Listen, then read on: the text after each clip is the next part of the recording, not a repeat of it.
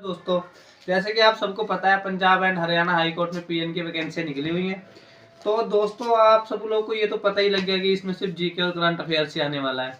तो दोस्तों आप लोगों को लेकिन आप लोगों के पास परेशानी ये है कि हम जीके पढ़े क्या। जीके बहुत ज्यादा वाइड है। IAS, UPS, PPC, PPSC, UPSC, बहुत ज्यादा सिलेबस वाइड हो जाता है। सब में जीके ही है, तो क्या आपको उसी लेवल की पढ़नी है? तो आप लोगों के इसी कंफ्यूजन को दूर करने के लिए मैं ये वीडियो बनाना शुरू कर रहा हूँ।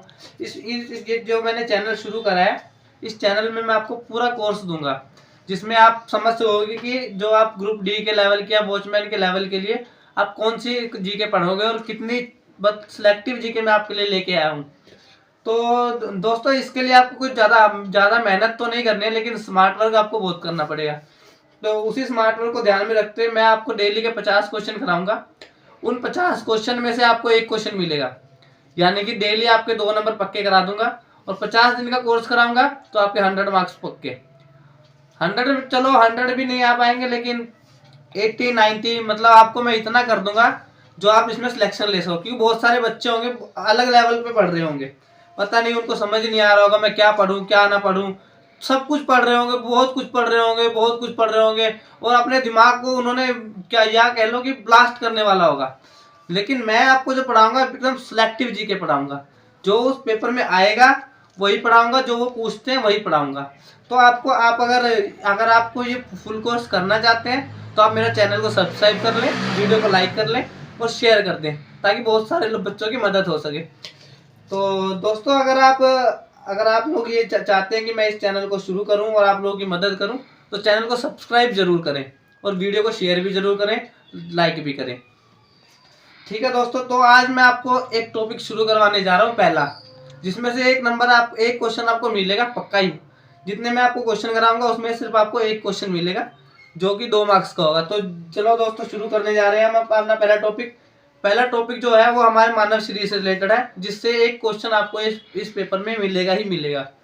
ठीक है दोस्तों, तो चलिए हम शुरू करते जा रहे हैं इस टॉपिक को। और इस टॉपिक में भी हम बहुत सिलेक्टिव क्वेश्चन पढ़ेंगे, सब नहीं पढ़ेंगे, सब कुछ नहीं पढ़ेंगे। कहाँ से शरीर बन रहा है, क्या अंदर चल रहा है, क्या नहीं चल रहा है। अरे हमें डॉक्टर थोड़ी बनना है भाई, हमें तो पीएन बनना है। ठीक है दोस्तों, तो चलो हम शुरू करने जा रहे हैं। पहला क्वेश्चन आपने कॉपी निकाल लीजिए, उस पर नोट कर लीजिए, क्योंकि मेरे पास जो है वो एकदम सिलेक्टिव है।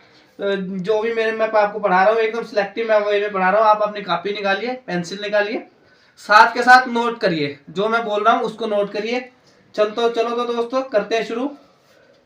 चलो पहला क्वेश्चन लिखिए, हमारे शरीर में अस्थियों की संख्या कितनी है? लिखे दोस्तों, क्वेश्चन लिख लिया आपने?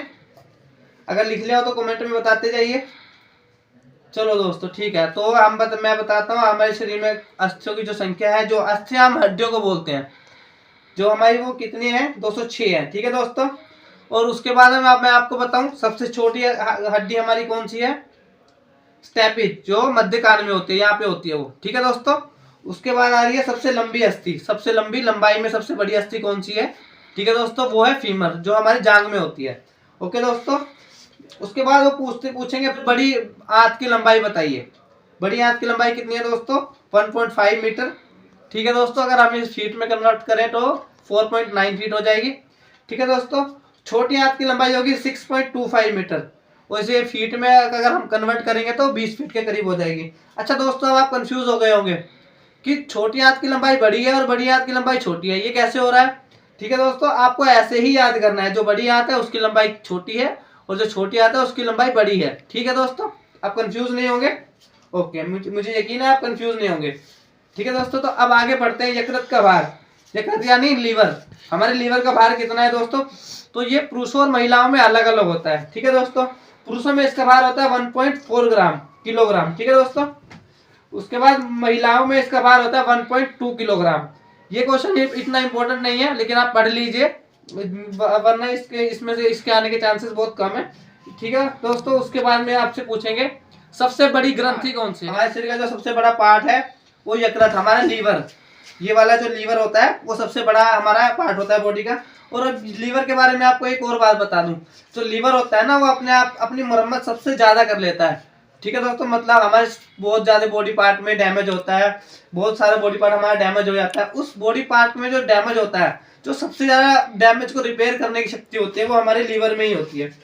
ठीक है दोस्तों, उसके बाद मैं बताऊं आपको सिलेक्टिव क्वेश्चन। तो श्वेत रुधिर कोशिकाओं की कोशिकाओं का जीवन काल, जो श्वेत रुधिर कोशिकाएं होती हैं उनका जीवन काल कितना होता है? उनका जीवन काल होता है 120 दिन। ठीक है दोस्तों। और जो लाल रुधिर कोशिकाएं होती हैं उनका जीवन काल होता है 2 से 5 दिन। ठीक है दोस्तों।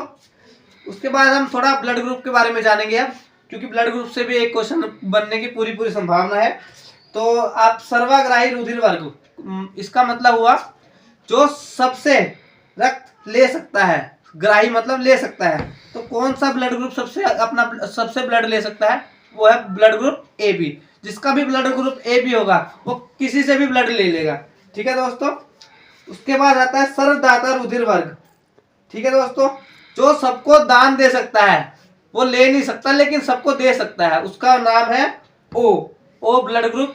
जिसका भी ब्लड ग्रुप ओ होगा वो सबको ब्लड दे सकता है। ठीक है दोस्तों। ले तो वो सिलेक्टिव सकता है लेकिन दे सबको सकता है। सामान्य रुधिर दाब। ठीक है, हमारे ब्लड प्रेशर नॉर्मल कितना होता है? बहुत सारे बच्चों को ये इस चीज का तो यार नॉर्मल भी सबको पता होना चाहिए कि ब्लड ग्रुप कितना होता है। डॉक्टर के पास जाते हैं ब्लड नपवाने, पता ही नहीं होता उनको ब्लड प्रेशर कितना होना, नॉर्मल कितना होना चाहिए कितना नहीं। तो ये होता है 120 से 80 के बीच में ये नॉर्मल होना चाहिए। ठीक है दोस्तों। उसके बाद आता है हमारा हृदय कितनी बार धड़कता है 1 मिनट में? 72 बार। ठीक है दोस्तों। 72 बार हमारा हृदय धड़कता है 1 मिनट में। ठीक है दोस्तों। तो अब हम थोड़ा सा श्वसन अंग के बारे में जान लें, क्योंकि हम बॉडी पार्ट पढ़ रहे हैं तो हम थोड़ा श्वसन अंग के बारे में पढ़ेंगे। ठीक है। तो देखिए, श्वसन अंग जो फेफड़े होते हैं वो उन्हें कौन कौन यूज करते हैं? जो फेफड़े होते हैं, फेफड़े को यूज करता है मनुष्य, मेंढक, पक्षी, छिपकली, पशु इत्यादि। ठीक है दोस्तों।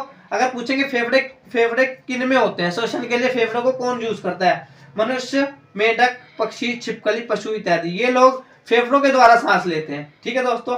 उसके बाद त्वचा, कुछ जानवर त्वचा से भी सांस लेते हैं, इनका नाम होता है मेंढक और केचुआ। ये लोग अपनी त्वचा, चमड़ी से सांस लेते हैं। ठीक है दोस्तों। उसके बाद आगे गिल्स, गिल्स के द्वारा कौन सांस लेता है? टैडपोल, मछली, फ्रॉन। उसके बाद श्वसन नाल, जो श्वसन नाल होती है पूरी की पूरी, वो किसके अंदर होते हैं? कीट। और शरीर सतह, इनसे सांस लेता है अमीबा और यूग्लिना। ठीक है दोस्तों। इस एग्जाम के पॉइंट ऑफ व्यू से वैसे तो बहुत सारे क्वेश्चन होंगे, लेकिन जो इस एग्जाम के पॉइंट ऑफ व्यू से हमारे से पूछ सकते हैं वो सब मैंने आपको कवर करा दिए हैं। ठीक है दोस्तों। आपको ह्यूमन बॉडी के बारे में और कुछ पढ़ने की जरूरत ही नहीं है। अगर आप पीएन का एग्जाम देने जा रहे हो, हाई कोर्ट का एग्जाम देने जा रहे हो, तो आपको सिर्फ यही पढ़ने हैं और आपको इधर उधर की लंबाई चौड़ाई वाली बातों में नहीं जाना है। ठीक है दोस्तों। तो अगर आपको ये वीडियो पसंद आई हो और आप ऐसी वीडियो और देखना चाहते हैं, मतलब मैं तो लेके आ ही रहा हूँ फुल कोर्स आपके लिए, अगर आप इसे देखना चाह रहे हैं तो मेरे चैनल को ज्यादा से ज्यादा लाइक करें, सब्सक्राइब करें और वीडियो को शेयर जरूर करते रहें, ताकि मुझे भी। अलविदा, बाय बाय।